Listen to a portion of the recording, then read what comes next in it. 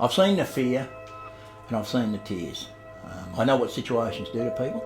Some people can cope with stress, they can cope with critical incidents without drama. I've seen other people, some of them massive men, fall in a scrambling heap. The officers have opened up the doors upstairs and called out to the wing office downstairs telling someone's hung himself. Went upstairs and had a look, and it was one of our inmates, one of our friends. He'd hung himself during the night. He was only about 19 years old. And I can recall a prisoner that was doing a life sentence for murder telling me that he shouldn't be in jail. It got the best of me. And I asked him, well, why? He said, well, I murdered the wrong person. So I'm going to say the people we were looking after, they had a lot of mental health issues themselves. I've seen other prisoners there when I've worked with them walking around with scars up their arms and down their legs, and they would wear those scars with pride.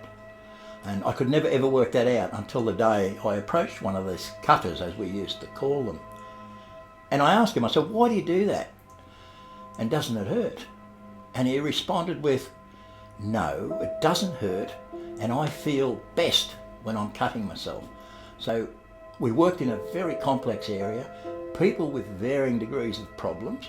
So the prison officer's role is probably one of the most challenging roles you will ever find, because we work in a confined area with prisoners, we work with people that have mental and health issues, and we work with people that, they've come through a very rough road of life. Some have been in kids' homes and they've graduated to the mainstream jail. So the end product that we as prison officers deal with can be very, very damaged. Well, put yourself in the picture that you are at court and you're given a long sentence. You don't go home to pick up your pyjamas, you go straight to jail.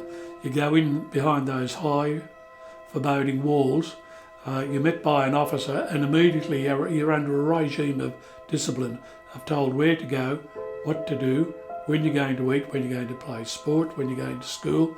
And there's a fairly tight regime. This can impact on you psychologically and also emotionally. You have to be a very strong human being to be able to get through it. That's why the majority of prisoners, or many of them, don't make it when you've got 50 or 60% recidivist rate or return rate to prison, and much of that is attributable to the sentences previously served.